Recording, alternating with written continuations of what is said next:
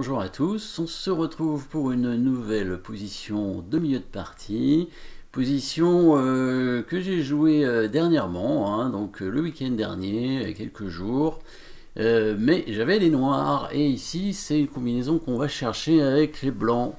Malgré tout, dans cette position, c'est au noir de jouer, hein, dans cette position déjà, on va voir le coup hein, qui a été joué, qui est mauvais bien sûr, hein. Pour que l'adversaire puisse faire, pour que quelqu'un hein, en général puisse créer une combinaison, puisse faire une combinaison d'une partie, ça veut dire que forcément que l'adversaire a mal joué. Hein, et aux échecs, en général, celui qui fait l'erreur en dernier, il va perdre. C'est même sûr, hein, celui qui fait l'erreur en dernier, il va perdre. Par contre, celui qui fait l'erreur en avant-dernier ne perd pas forcément, sauf si évidemment il fait encore une erreur après. Et ce sera si c'est la dernière.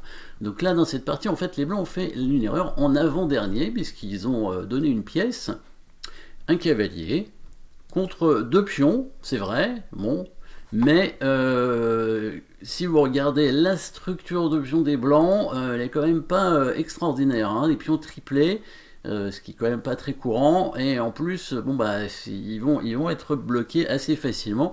Donc là, bon, ce que j'avais prévu en fait au départ, hein, c'était simplement de ramener la dame ici pour proposer l'échange des dames, que les blancs auraient probablement refusé, c'est même sûr, hein, il aurait rejoué sa dame en H5 certainement, et là, j'avais prévu simplement d'amener la tour en G8, dans l'idée d'échanger les tours, et s'il fait ça, peut-être simplement protéger le pion, comme ça, il peut créer une pression avec ses tours, mais le cavalier va arriver comme ça, voilà, en C8, puis en D6, pour certainement venir s'échanger contre le fou, la tour en 8 pour décaler peut-être le fou en F8, ou bien éventuellement la possibilité pour le roi de venir en H7 pour faire fou H8 et échanger les tours. Hein.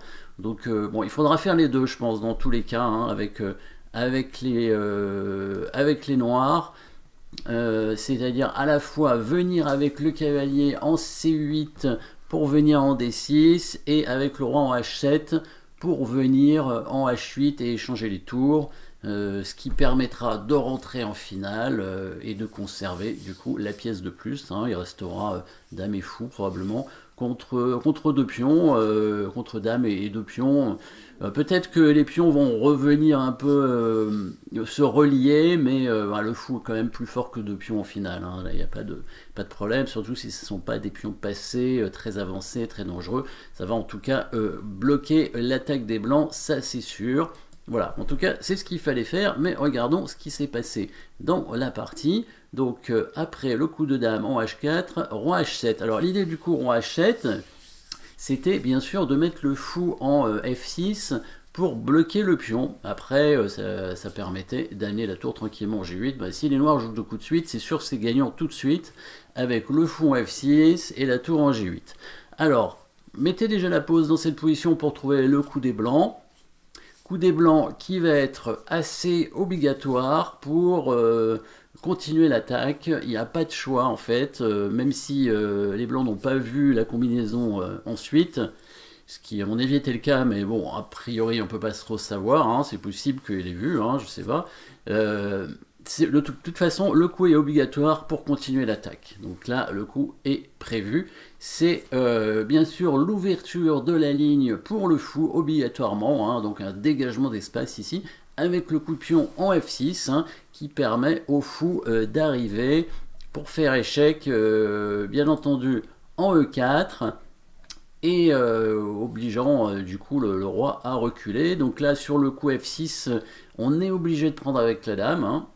On est obligé de prendre avec la dame, parce que si on prend avec le fou, bah, on va se faire mater rapidement, hein, assez vite. Hein, sur fou prend échec, suivi de dame prend H6 mat, évidemment. Et évidemment, si on bouge le fou, bah, y a un mat aussi, hein, encore assez joli, et d'ailleurs, hein, le roi qui ne peut pas bouger du tout. Donc on est obligé de prendre avec la dame, il va faire échec, bien entendu, avec son fou, et du coup le roi est obligé de revenir en H8. Hein. Donc là je m'étais dit, bon bah là il est obligé de donner un pion pour ouvrir la diagonale de son fou, c'est pas si grave, hein, Là, il va devoir bouger sa dame, et puis j'ai ramené ma tour en G8, et du coup faire le plan que j'avais prévu. Je lui dis, c'est pas grave que son fou soit ouvert, mais en fait, c'est très très grave. Et là, maintenant, vous pouvez de nouveau mettre la pause pour trouver le bon coup pour les blancs, évidemment, comme d'habitude, en cherchant les coups forcés, les échecs en premier, et ensuite, s'il n'y en a pas, parce qu'il n'y en a pas, tout simplement, enfin, il y en a un, mais il va pas être bon, hein, bien sûr, le sacrifice de dame ou H6, non, non, faut pas rêver quand même. Et les menaces de mat, est-ce qu'il y en a? Pas trop, pas trop, même si finalement le coup des blancs, c'est bien un coup qui va menacer mat dans cette position. Mettez la pause pour trouver, ce ne sera pas une menace de mat immédiate, pas en un coup, mais bien une attaque de pièces, hein, une attaque de pièces lourdes. Hein. On sait que la troisième étape après l'échec et la menace de mat, c'est l'attaque de la dame, hein, donc c'est évidemment ce qui va se passer, l'attaque de la dame, plusieurs façons d'attaquer la dame et on va chercher la plus efficace. Évidemment, on pourrait mettre la tour en G6 hein, pour attaquer la dame, mais là c'est vraiment pas efficace puisque la tour est en prise tout simplement et on peut la prendre, mais en plus un coup est encore plus forcé si on peut prendre une pièce tout en attaquant la dame. Donc évidemment le bon coup c'est bien tour prend fou en G7 qui permet d'attaquer la dame tout en capturant une pièce. Évidemment ça met aussi la tour en prise, ça met surtout la dame en prise d'ailleurs. Et qu'est-ce qui se passera sur le coup de dame prend H4? Et ben c'est ça qu'il faut bien sûr étudier assez rapidement après avoir envisagé tour prend G7. Mettez la pause pour chercher la suite. Des coups forcés comme d'habitude. Un échec maintenant. Le roi est obligé de se mettre en G8 et la tour arrive à nouveau pour faire échec. Et là, le seul coup pour éviter le mat, c'est de mettre la dame en G5. Et du coup, le pion va simplement prendre en G5 tout en menaçant encore, et encore des menaces, hein, menaçant encore de prendre le pion H6 mat. Et les noirs donc ne peuvent pas prendre en G5, sinon c'est mat tout de suite, obligés d'éviter ce mat en poussant probablement ce pion. Et du coup, les blancs peuvent simplement prendre ce pion, deux pions d'avance, hein, dans une position avec en plus la structure de pion qui est rétablie, le fou qui est très fort, les tours sont un peu plus actives, etc. Donc la position vraiment complètement gagnante pour les blancs ici. Rien à faire, donc on ne peut pas accepter ce sacrifice de dame. L'autre option c'est quoi? C'est prendre la tour évidemment, prise avec le roi. Qu'est-ce qui se passe si on prend avec le roi? Mettez la pause pour trouver évidemment le coup pour gagner la dame qui n'est pas si compliqué bien sûr. L'échec de la position, voilà, tour génère échec. Hein. Si le roi bouge, la dame est prise et en plus c'est mat. Et si la dame vient là, on va simplement la prendre avec le fou. Et du coup, on se retrouve dans une position complètement perdante avec dame et pion pour les blancs contre tour et cavalier. Hein, donc un très gros avantage matériel avec toujours même probablement des possibilités d'attaque sur le roi. Tour et dame, c'est suffisant pour créer de fortes menaces. Donc le seul coup qui reste, c'est dame prend tour, bien sûr. Et là, évidemment, hein, pas trop de réflexion à avoir. Hein, vous pouvez chercher si vous n'êtes pas sûr. On va bien sûr attaquer la dame, voilà. Et la dame n'a pas de case, la dame n'a pas de case. Et oui, la dame est enfermée, elle se fait prendre au coup suivant par la tour. Alors on pourrait dire c'est pas si grave parce que les noirs ont deux tours quand même hein, contre la dame à la fin. Hein, deux tours, un cavalier contre dame fou et un pion. Le pion est doublé donc c'est pas très grave. Sauf que regardez bien le fou qui peut prendre ce cavalier et détruire totalement la structure de pion.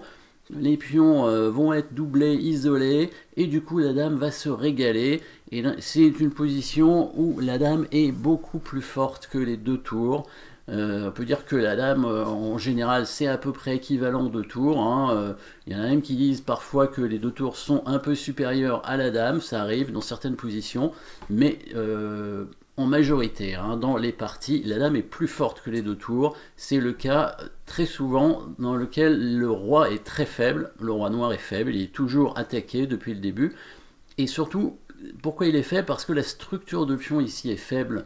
Hein, chez les noirs, après surtout la prise du cavalier, les pions vont tous être doublés ou isolés, et voire les deux, et du coup la dame va pouvoir prendre les pions tout en attaquant le roi qui n'est pas protégé par ses pions justement. Donc on a beau avoir 2 tours contre dame et pion, c'est à peu près équilibré, surtout avec des pions doublés chez les blancs, donc pas de pions passés. La position est perdante. Hein, ici, il n'y a pas énormément d'options. Alors, peut-être possibilité pour les noirs, ça aurait été de conserver le cavalier pour défendre le pion, mais le fou est trop fort ici. L'attaque blanche va être terrible. Après la prise ici, il va tout simplement faire échec avec la dame. Peut-être la possibilité aussi d'avancer le pion était intéressante, hein, avec la menace d'avancer en F6, et si le pion avance en F6, on peut arriver avec la dame en G6 et récupérer des pions. Mais je pense que c'est encore mieux de conserver la diagonale du fou en faisant cet échec avec la dame, dans l'idée de venir en F5 après pour menacer le roi. Hein, si le roi vient en H8, évidemment, là il y aurait un mat imparable avec dame H7. Hein, le roi est donc obligé d'aller en F6 et après il y a la dame qui va s'infiltrer et qui va pouvoir venir capturer des pions, hein. Par exemple échec ici pour capturer, pour commencer le pion D4, il y aura déjà 2 pions supplémentaires avec la dame, ce sera déjà beaucoup, mais en plus probablement les blancs continueront une attaque très forte. Dans la partie, le seul coup à mon avis, hein, ça a été du coup la poussée du pion en F5, mais après la prise de la dame, prise du cavalier est très bien jouée, double, tous les pions ici sont faibles, hein, on voit, pion isolé, pion doublé, pion, bon celui-là il n'est pas trop faible, mais disons que les pions doublés sont arriérés en même temps d'être doublés, hein. Le pion F5 isolé, pion H6 isolé, et le roi est faible, donc et là c'est le cas. Dans cette position-là, la dame est beaucoup plus forte que les 2 tours. La dame qui fait échec, tour obligé de couvrir, elle va simplement se régaler en prenant des pions. Le roi en H7, et là j'aime bien le coup précis des blancs, très important pour ne pas se compliquer la vie dans cette finale. Au lieu de prendre le pion, ce qui aurait permis aux noirs de trouver un petit contre-jeu avec la tour, doublement des tours et blocage un petit peu du roi blanc, parce que il y aurait des menaces avec les 2 tours, la dame serait obligée de défendre et il y avait possibilité de tenter quelque chose, même si a priori c'est quand même gagnant pour les blancs. Il a joué le bon coup précis ici, vous pouvez le chercher si vous voulez, hein, avec les blancs, le coup de roi qui va revenir vers le centre. Voilà, un joli coup, roi G3, ce qui fait qu'après tour G8 échec, roi F3, le roi se cache complètement des attaques des tours. Il n'y a plus du tout de possibilité pour les noirs de faire quoi que ce soit contre le roi. Le roi est protégé et les blancs vont finir par prendre tous les pions les uns après les autres sans que les noirs ne puissent faire grand chose. Voilà, merci d'avoir suivi cette position et à très bientôt.